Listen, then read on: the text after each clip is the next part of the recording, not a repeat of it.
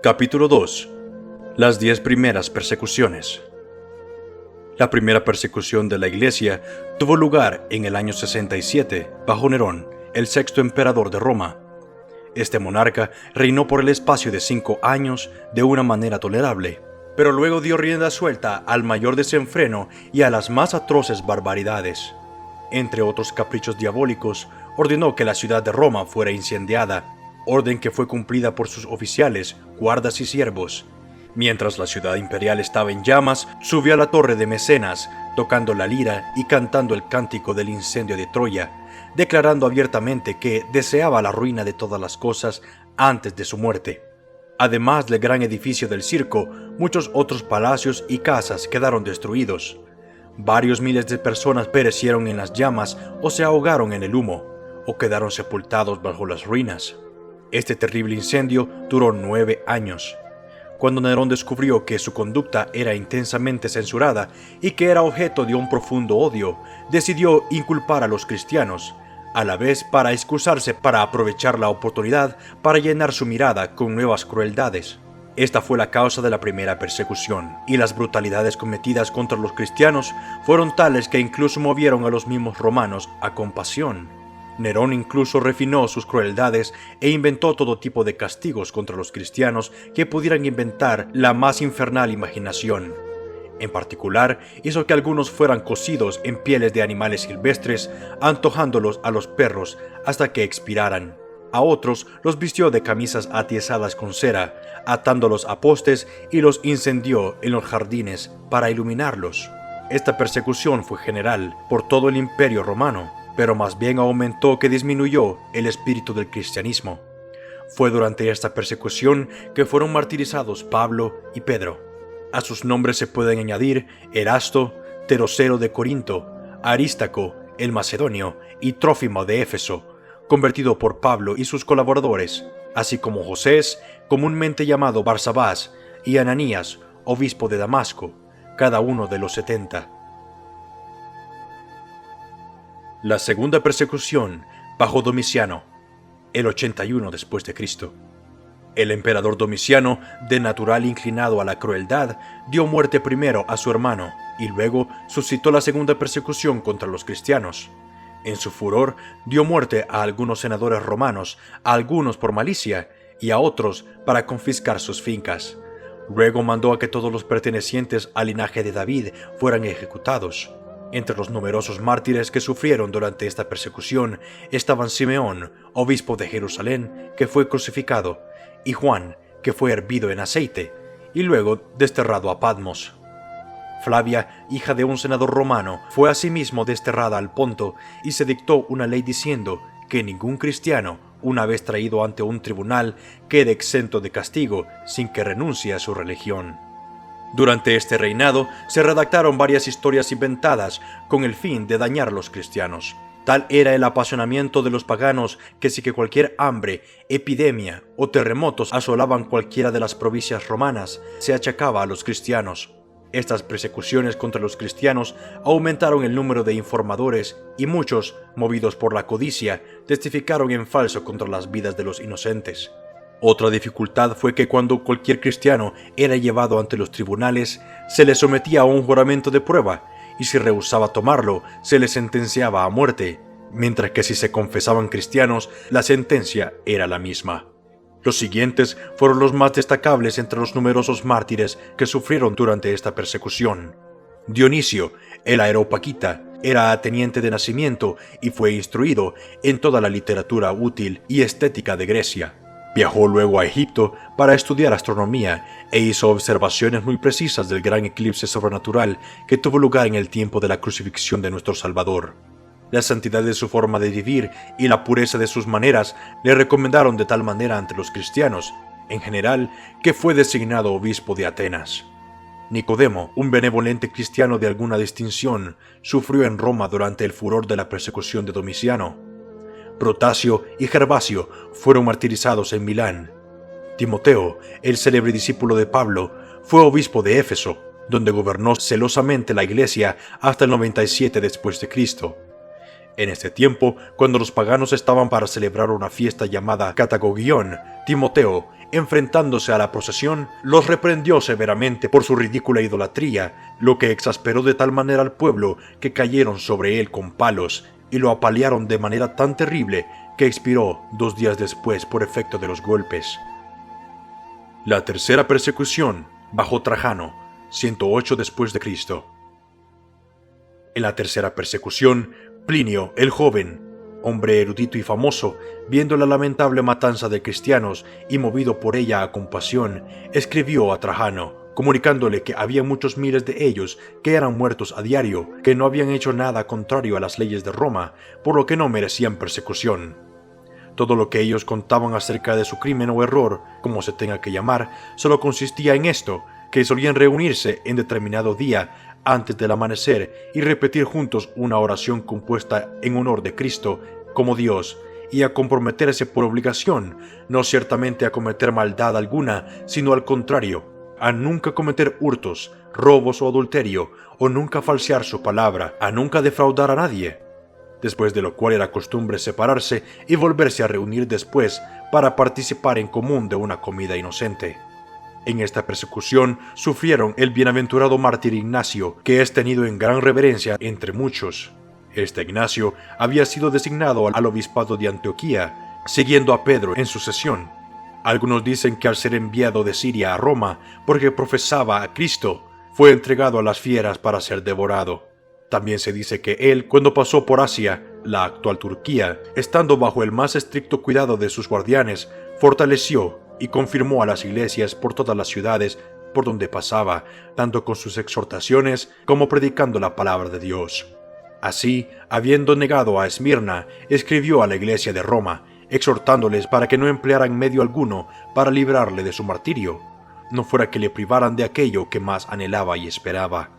Ahora comienzo a ser un discípulo. Nada me importa de las cosas visibles o invisibles, para poder solo ganar a Cristo.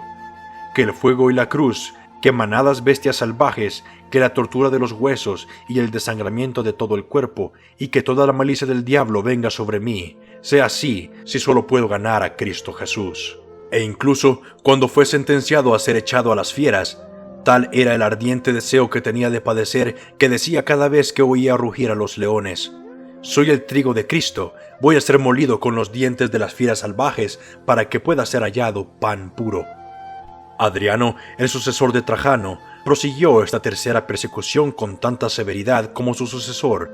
Alrededor de este tiempo fueron martirizados Alejandro, obispo de Roma, y sus 2 diáconos, también Quirino y Hermes, con sus familias, Zeno, un noble romano, y alrededor de 10.000 otros cristianos.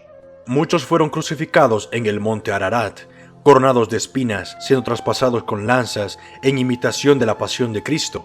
Eustaquio, un valiente comandante romano con muchos éxitos militares, recibió la orden de parte del emperador de unirse a un sacrificio idolátrico para celebrar algunas de sus propias victorias, pero su fe, pues era cristiano de corazón, era tanto más grande que su vanidad que rehusó noblemente. Enfurecido por esta negativa, el desagradecido emperador olvidó los servicios de este diestro comandante y ordenó su martirio y el de toda su familia. En el martirio de Faustines y Jovitas, que eran hermanos y ciudadanos de Brescia, tantos fueron sus padecimientos y tan grande su paciencia que el Caloserio, un pagano contemplándolos, quedó absorto de admiración y exclamó en un arrebato: «Grande es el Dios de los cristianos», por lo cual fue aprehendido y se le hizo sufrir pareja suerte. Muchas otras crueldades y rigores tuvieron que sufrir los cristianos hasta que Quadratus, obispo de Atenas, hizo una erudita apología que en su favor delante del emperador, que estaba entonces presente, y Arístedes, un filósofo de la misma ciudad, escribió una elegante epístola, lo que llevó a Adriano a disminuir su severidad y a ceder en favor de ellos. Adriano, al morir en el 138 después de Cristo, fue sucedido por Antonino Pío, uno de los grandes gentiles monarcas que jamás minara y que detuvo las persecuciones contra los cristianos. La cuarta persecución, bajo Marco Aurelio Antonino, 162 después de Cristo. Marco Aurelio sucedió en el trono en el año 161 de nuestro Señor. Era un hombre de naturaleza más rígida y severa, y aunque elogiable en el estudio de la filosofía y en su actividad de gobierno, fue duro y fiero contra los cristianos y desencadenó la cuarta persecución. Las crueldades ejecutadas en esta persecución fueron de tal calibre que muchos de los espectadores se estremecían de horror al verlas y quedaban atónitos ante el valor de los sufrientes. Algunos de los mártires eran obligados a pasar con sus pies ya heridos sobre espinas, clavos, aguzadas conchas, huesos de punta. Otros eran azotados hasta que quedaban a la vista sus tendones y venas. Y después de haber sufrido los más atroces tormentos que pudieran inventarse, eran destruidos por las muertes más temibles. Germánico, un hombre joven pero verdadero cristiano, siendo entregado a las fieras a causa de su fe, se condujo con un valor tan asombroso que varios paganos se convirtieron a aquella fe que inspiraba tal arrojo. Policarpo, el venerable obispo de Esmirna, se ocultó al oír que le estaban buscando, pero fue descubierto por un niño. Tras dar una comida a los guardas que le habían prendido, les pidió una hora de oración, lo que le permitieron, y oró con tal fervor que los guardas que le habían arrestado sintieron haberlo hecho. Sin embargo, lo llevaron ante el procónsul y fue condenado y quemado en la plaza del mercado. El procónsul le apremió diciendo: «Jura y te daré la libertad. Blasfema contra Cristo». Policarpo le respondió: «Durante 86 años le he servido y nunca me ha hecho mal alguno. ¿Cómo voy yo a blasfemar contra mi rey que me ha salvado?» En la estaca fue solo atado y no clavado como era costumbre, porque les aseguró que se iba a quedar inmóvil. Al encenderse la hoguera, las llamas rodearon su cuerpo, como un arco sin tocarlo. Entonces dieron orden al verdugo que lo traspasara con una espada, con lo que emanó tal cantidad de sangre que apagó el fuego. Sin embargo, se dio orden por instigación de los enemigos del Evangelio, especialmente judíos, de que su cuerpo fuera consumido en la hoguera, y la petición de sus amigos, que querían darle cristiana sepultura, fue rechazada. Sin embargo, recogieron sus huesos y tanto de sus miembros como pudieron, y los hicieron enterrar decentemente. Metrodoro, un ministro que predicaba denodadamente, y Pionino, que hizo varias excelentes apologías de la fe cristiana, fueron también quemados. Carpo y Papilo, dos dignos cristianos, y Agatónica, una piadosa mujer, sufrió el martirio en Pergamópolis, en Asia. Felicitate, una ilustre dama romana de una familia de buena posición y muy virtuosa, era una devota cristiana. Tenía 7 hijos, a los que había educado con la más ejemplar piedad. Enero, el mayor, fue flagelado y prensado hasta morir con pesos. Félix y Felipe, que le seguían en edad, fueron descerebrados con garrotes. Silvano, el cuarto, fue asesinado siendo echado al precipicio. Y a los 3 hijos menores, Alejandro, Vital y Marcial, fueron decapitados. La madre fue después decapitada con la misma espada que los otros 3. Justino, el célebre filósofo, murió mártir en esta persecución. Era natural de Nápoles, en Sarnaria, y había nacido el 103 después de Cristo. Fue un gran amante de la verdad y erudito universal. Investigó las filosofías estoica y peripatética y probó la pitagórica, pero disgustándole la conducta de uno de los profesores, investigó la platónica, en la que encontró gran deleite. Alrededor del año 133, a los 30 años, se convirtió al cristianismo, y entonces, por vez primera, percibió la verdadera naturaleza de la verdad. Escribió una elegante epístola a los gentiles, y empleó sus talentos para convencer a los judíos de la verdad de los ritos cristianos. Dedicó gran tiempo a viajar hasta que estableció su residencia en Roma, en el Monte Viminal. Abrió una escuela pública, enseñó a muchos que posteriormente fueron personajes prominentes, y escribió un tratado para confutar las herejías de todo tipo. Cuando los paganos comenzaron a tratar a los cristianos con gran severidad, Justino escribió su primera apología en favor de ellos. Este escrito exhibe una gran erudición y genio e hizo que el emperador publicara un edicto en favor de los cristianos. Poco después entró en frecuentes discusiones con Crescente, persona de vida viciosa, pero era un célebre filósofo cínico. Los argumentos de Justino fueron tan poderosos, pero odiosos para el cínico, que decidió y consiguió su destrucción. La segunda apología de Justino, debido a ciertas cosas que contenía, dio al cínico Crescente una oportunidad para predisponer al emperador en contra de su autor, y por esto Justino fue arrestado junto con 6 compañeros suyos.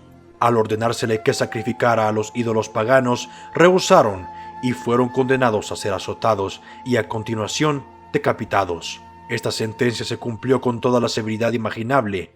Varios fueron decapitados por rehusar sacrificar a la imagen de Júpiter, en particular Concordo, diácono de la ciudad de Espólito. Al levantarse en armas contra Roma, algunas de las agitadas naciones del norte, el emperador se puso en marcha para enfrentarse a ellas. Sin embargo, se vio atrapado en una emboscada y temió perder todo su ejército. Encerrado entre montañas, rodeado de enemigos y muriéndose de sed, en vano invocaron a las deidades paganas, y entonces ordenó a los hombres que pertenecían a la Milite o Legión del Trueno que oraran a su Dios pidiendo socorro. De inmediato tuvo lugar una milagrosa liberación. Cayó una cantidad prodigiosa de lluvia que fue recogida por los hombres, haciendo presas, y dio un alivio repentino y asombroso. Parece que la tormenta, que se abatió intensamente sobre los rostros de los enemigos, los intimidó de tal manera que una parte desertó hacia el ejército romano, el resto fueron derrotados y las provincias rebeldes fueron totalmente recuperadas. Este asunto hizo que la persecución amainara por algún tiempo, al menos en aquellas zonas inmediatamente bajo la inspección del emperador. Pero nos encontramos que pronto se desencadenó en Francia, particularmente en Lyon, donde las torturas que fueron impuestas a muchos de los cristianos casi rebasan la capacidad de descripción. Los principales de estos mártires fueron un joven llamado Vetio Ágato, Blandina, una dama cristiana de débil constitución, Sancto, que era diácono en Viena. A este le aplicaron platos de bronce al rojo vivo sobre las partes más sensibles de su cuerpo. Biblias, una débil mujer que había sido apóstata anteriormente, Átalo, de Pérgamo, y Potino, el venerable obispo de Lyon, que tenía 90 años. El día en que Blandina y otros 3 campeones de la fe fueron llevados al anfiteatro, a ella la colgaron de un madero fijado sobre el suelo, y la expusieron a las fieras como alimento. Mientras tanto ella, con sus fervorosas oraciones, alentaba a los otros, pero ninguna de las fieras la tocó, por lo que fue vuelta a llevar la mazmorra. Cuando fue sacada por tercera y última vez, salió acompañada por Póntico, un joven de 15 años, y la constancia de la fe de ellos enfureció de tal manera a la multitud que no fueron respetados ni el sexo de ella ni la juventud de él, y los hicieron objeto de todo tipo de castigos y torturas. Fortalecido por Blandina, el muchacho perseveró hasta la muerte, y ella, después de soportar los tormentos mencionados, fue finalmente muerta con espada. En estas ocasiones, cuando los cristianos recibían el martirio, iban colmados y coronados con guirnaldas de flores. Por ellas, en el cielo recibían eternas coronas de gloria. Se ha dicho que las vidas de los cristianos primitivos consistían de persecución por encima del suelo y oración por debajo del suelo. Sus vidas están expresadas por el Coliseo y las catacumbas. Debajo de Roma están los subterráneos que llamamos las catacumbas, que eran a la vez templos y tumbas.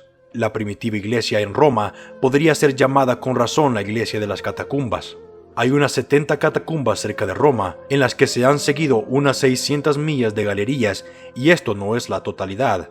Estas galerías tienen una altura de alrededor de 8 pies y una altura entre los 3 a 5 pies, y contienen a cada lado varias hileras de recesos largos, bajos, horizontales, uno encima de otro, como modo de literas en un barco. En estos nichos eran puestos los cadáveres y eran cerrados bien con una simple lápida de mármol, o con varias grandes losas de tierra cocida ligadas con mortero. Estas lápidas o losas hay grabados o pintados epitafios y símbolos. Tanto los paganos como los cristianos sepultaban a sus muertos en las catacumbas. Cuando se abrieron los sepulcros cristianos, los esqueletos contaron su terrible historia. Se encuentran cabezas separadas del cuerpo, costillas y clavículas rotas, huesos frecuentemente calcinados por el fuego, pero a pesar de la terrible historia de la persecución que podemos leer ahí, las inscripciones respiran paz, gozo y triunfo. Aquí tenemos unas cuantas. Aquí yace Marcia, puesta a reposar en un sueño de paz. Lorenzo a su más dulce hijo, llevado por los ángeles. Victorioso, en paz y en Cristo. Al ser llamado, se fue en paz. Recordemos, al leer estas inscripciones, la historia que los esqueletos cuentan, la persecución, tortura y fuego. pero la plena fuerza de los epitafios se aprecia cuando los contrastamos con los epitafios paganos como «Vive para esta hora presente, porque de nada más estamos seguros. Levanto mi mano contra los dioses que me arrebataron a los 23 años, aunque nada malo había hecho. Una vez no era, ahora no soy, nada sé de ello y no es mi preocupación. Peregrino, no me maldigas cuando pases por aquí, porque estoy en tinieblas y no puedo responder». Los frecuentes símbolos cristianos en las paredes de las catacumbas son el buen pastor con el cordero en sus hombros, una nave con todo el velamen, arpas, anclas, coronas y vides, y por encima de todo, el pez. La quinta persecución, comenzando con Severo, el 192 después de Cristo. Severo, recuperado de una grave enfermedad por los cuidados de un cristiano, regó a ser un gran favorecedor de los cristianos en general, pero al prevalecer los prejuicios y la furia de la multitud ignorante, se pusieron en acción unas leyes obsoletas contra los cristianos. El avance del cristianismo alarmaba a los paganos y reavivaron la enmohecida calumnia de achacar a los cristianos las desgracias accidentales que sobrevenían. Esta persecución se desencadenó en el 192 después de Cristo. Pero aunque rugía la malicia persecutoria, sin embargo, el evangelio resplandecía fulgurosamente, y firme como inexpugnable roca, resistía con éxito a los ataques de los chillones enemigos. Tertuliano, que vivió en esa época, nos informa de que si los cristianos se hubieran ido en masa de los territorios romanos, el imperio había quedado despoblado en gran manera. Víctor, obispo de Roma, sufrió el martirio en el primer año del siglo III, el 201 después de Cristo. Leónidas, padre del célebre Orígenes, fue decapitado por cristiano. Muchos de los oyentes de Orígenes también sufrieron el martirio, en particular dos hermanos llamados Plutarco y Sereno. Otro Sereno, Herón y Heráclides, fueron decapitados. A Rais le derramaron brea hirviendo sobre la cabeza y luego lo quemaron, como también su madre Marcela, Potainiena, hermana de Rais, fue ejecutada de la misma forma que Rais, pero Básflides, oficial del ejército, a quien le ordenó que asistiera a la ejecución, se convirtió. Al pedírsele a Basílides, que era oficial, que hiciera un cierto juramento, rehusó, diciendo que no podría jurar por los ídolos romanos, por cuanto era cristiano. Lleno de estupor, los del populacho no podían al principio creer lo que oían, pero tan pronto él confirmó lo que había dicho, fue arrastrado ante el juez, echado en la cárcel y poco después decapitado. Ireneo, obispo de Lyon, había nacido en Grecia y recibió una educación esmerada y cristiana. Se supone generalmente que el relato de las persecuciones en Lyon fue escrito por él mismo. Sucedió al mártir Potino como obispo de Lyon y gobernó su diócesis con gran discreción. Era un celoso oponente de las herejías en general y alrededor del 187 después de Cristo escribió un célebre tratado contra las herejías. Víctor, obispo de Roma, queriendo imponer allí la observancia de la Pascua en preferencia a otros lugares, ocasionó algunos desórdenes entre los cristianos. De manera particular, Ireneo le escribió una epístola sidónica en nombre de las iglesias galicanas. Este celo en favor del cristianismo lo señaló como objeto de resentimiento ante el emperador y fue decapitado el 202 después de Cristo.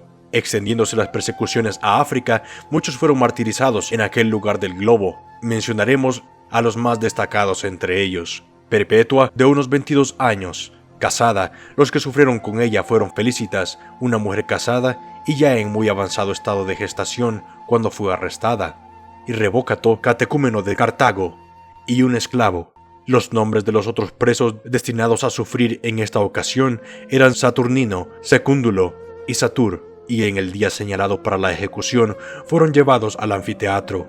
A Satur, Secúndulo y Revócato les mandaron que corrieran entre los cuidados de las fieras. Estos, dispuestos a 2 hileras, los flagelaron severamente mientras corrían entre ellos. Felicitas y Perpetua fueron desnudadas para echarlas a un toro bravo, que se lanzó primero contra Perpetua, dejándola inconsciente. Luego se abalanzó contra Felicitas y la empitonó terriblemente, pero no habían quedado muertas, por lo que el verdugo las despachó con una espada. Revócato y Satur fueron devorados por las fieras. Saturnino fue decapitado y Secúndulo murió en la cárcel. Estas ejecuciones tuvieron lugar en el 8 de marzo del año 205. Espérato y otros 12 fueron decapitados, lo mismo que Andrócles en Francia. Esclepiades, obispo de Antioquía, sufrió muchas torturas, pero no fue muerto. Cecilia, una joven dama de una buena familia en Roma, fue casada con un caballero llamado Valeriano y convirtió a su marido y hermano, que fueron decapitados. El máximo u oficial que los llevó a la ejecución fue convertido por ellos y sufrió su misma suerte. La dama fue echada desnuda en un baño hirviente y permaneciendo allí un tiempo considerable, la decapitaron con una espada. Esto sucedió el 222 después de Cristo. Calixto, obispo de Roma, sufrió el martirio el 224 después de Cristo, pero no se registra la forma de su muerte. Urbano, obispo de Roma, sufrió la misma suerte el 232 después de Cristo.